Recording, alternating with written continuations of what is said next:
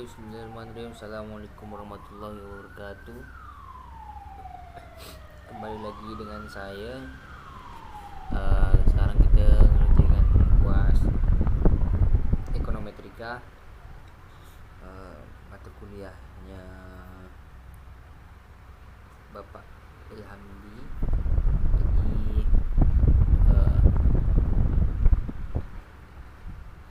Jadi kita langsung saja ke tutorialnya.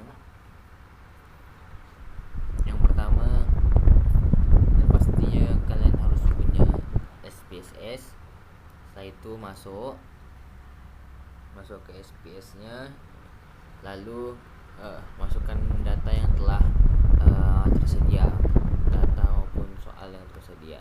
Nah, kali ini kita akan masukkan data soal ya dari saya, karena Bapak tidak memberikan soal atau soalnya buat seorang. Jadi pertama-tama kita buka SPSS, setelah itu ke variable view untuk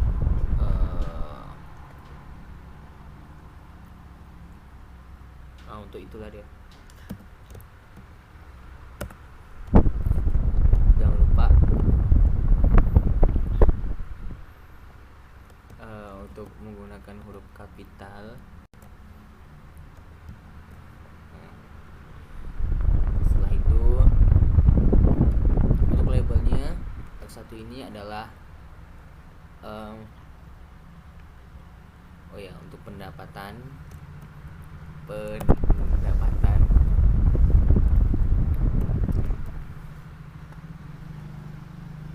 Nah, untuk X2 nya adalah anggota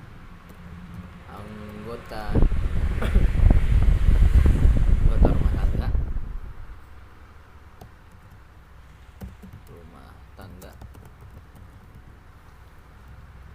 Dan Y ini adalah konsumsi. Nah, setelah variable views-nya kita masukkan, barulah kita masukkan data views-nya yang tertera. Mungkin kalau teman-teman punya soal yang diberikan, silahkan masukkan datanya, mulai data pendapatan,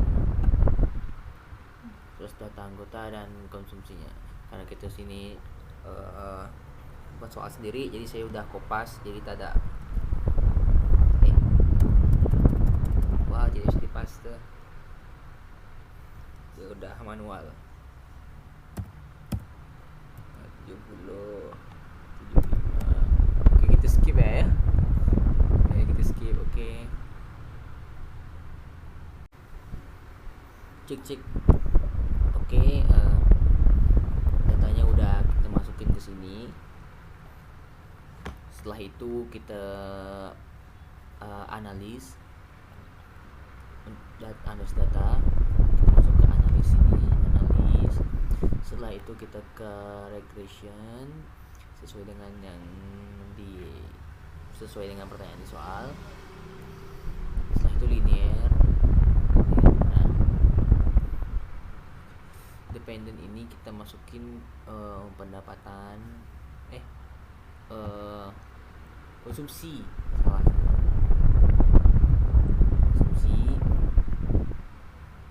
Untuk independen kita masukin dua-duanya, X1 dan X2. Ini nggak masuk. Masukinnya mau satu-satu. Setelah itu kita pergi ke statistik.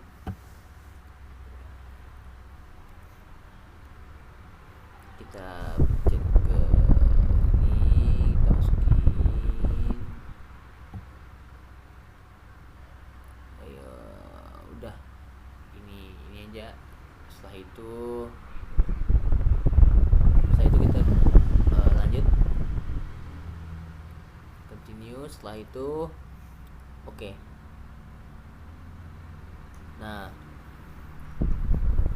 bakal keluar hasil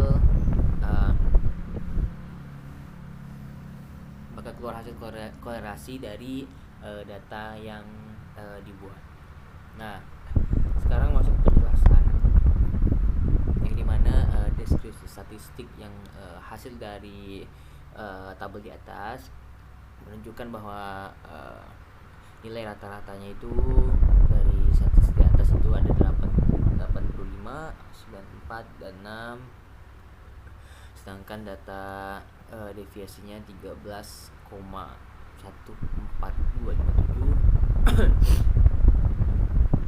pendapatannya 15,29384 dan anggota rumah tangganya itu standar defisitnya 1,62135 dan nilai N jumlah datanya ada 12.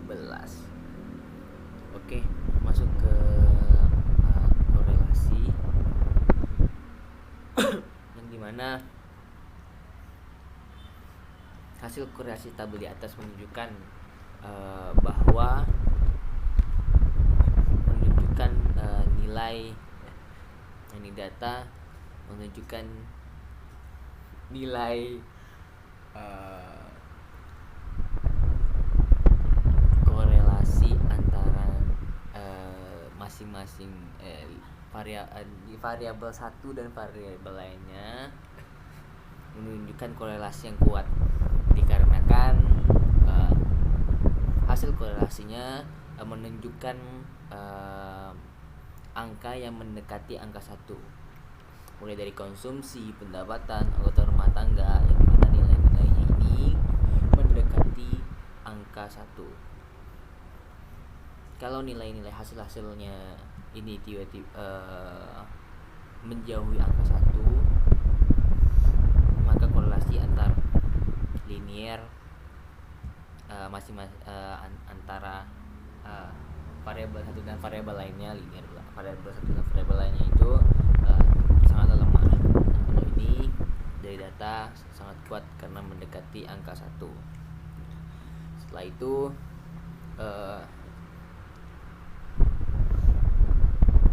lanjut ke model summary yang dimana berdasarkan tabel output di atas dapat diketahui bahwa nilai koefisien korelasinya adalah 0,969 R-nya itu. Apabila koefisien korelasinya mendekati plus 1 atau min 1, berarti hubungan variabel tersebut semakin kuat. Sebaliknya, apabila koefisien korelasi mendekati angka 0, berarti hubungan antar variabel tersebut semakin lemah. Maka dari itu disimpulkan hubungan antar variabel di atas menunjukkan korelasi yang sangat kuat karena diperoleh nilai 0,909 yang mendekati angka 1. Adapun diketahui nilai koefisien determinasi atau R square, ini R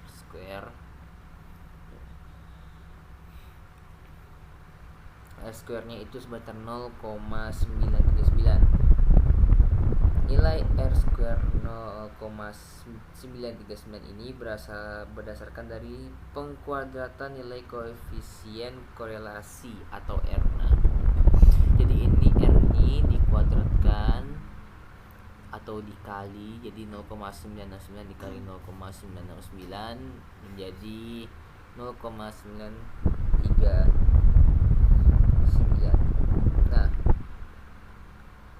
angka tersebut mengandung arti bahwa variabel pendapatan X1 dan variabel jumlah anggota keluarga X2 secara simultan bersama-sama berpengaruh terhadap variabel konsumsi Y sebesar 93,9, sedangkan sisanya yang 6,1% dipengaruhi oleh variabel lain yang tidak terdapat dalam penelitian. Nah, jadi sisa itu tak ada di dalam penelitian. Nah, kita lanjut ke ANOVA. Berdasarkan tabel output ANOVA, pada bagian signifikan di atas dapat diketahui bahwa nilai signifikasi yang diperoleh adalah 0,00 ini ya. Nah, jika nilai signifikan itu kurang dari 0,05 maka hipotesisnya diterima. Sedangkan jika nilai signifikasinya itu lebih dari 0,5 ini maka hipotesnya ditolak karena didapati nilai signifikasinya yaitu kurang dari 0,5 ini, maka dapat disimpulkan bahwa pendapatan X1 dan jumlah anggota keluarga X2 secara simultan berpengaruh terhadap konsumsi rumah tangga Y. Nah, oke, lanjut yang terakhir yaitu koefisien yang dimana hasil dari tabel di atas menunjukkan bahwasanya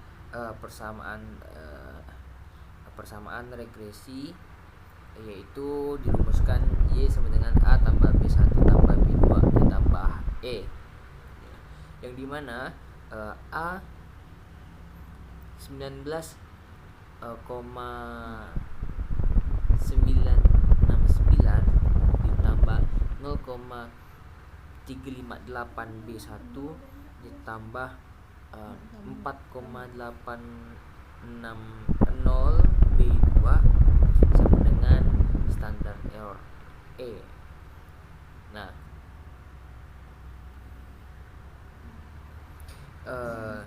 berdasarkan pada tabel output koefisien di atas dapat diketahui bahwa nilai signifikasi variabel berpendapatan X1 adalah sebesar 0,016 karena nilai signifikasinya 0,016 ini lebih besar probabilitasnya dari 0,05, maka dapat disimpulkan bahwa satu diterima atau terdapat pengaruh pendapatan X1 terhadap konsumsi rumah tangga Y. Berdasarkan output SPSS di atas diketahui nilai T hitungnya itu variabel pendapatan X1 sebesar 2946,46 2,946 karena nilai T hitungnya itu lebih besar daripada T tabel. Jadi maka dapat disimpulkan bahwa H1 diterima atau terdapat pengaruh pendapatan X1 terhadap konsumsi rumah tangga. Setelah itu berdasarkan tabel output di atas juga diketahui nilai signifikan variabel jumlah anggota keluarga X2 yaitu sebesar 0,002 yang dimana nilai signifikannya itu lebih kecil dari probabilitas yang 0,05, maka dapat disimpulkan bahwa H2 diterima atau adanya pengaruh jumlah anggota keluarga X2 terhadap konsumsi rumah tangga. Dan adapun berdasarkan nilai di atas diketahui nilai T hitungnya variabel jumlah anggota keluarga atau X2 sebesar 4,242 karena nilai T hitungnya itu lebih besar, maka dapat disimpulkan bahwa H2 nya diterima atau adanya pengaruh jumlah anggota keluarga X2 terhadap konsumsi rumah tangga. Oke, mungkin itu aja tutorial dari saya. Kurang lebihnya mohon maaf. Kalau tak paham silahkan diulang, lumayan viewsnya dapat. Jadi itu saja dari saya, kurang lebih mohon maaf. Kalau salah silakan komen. warahmatullahi wabarakatuh.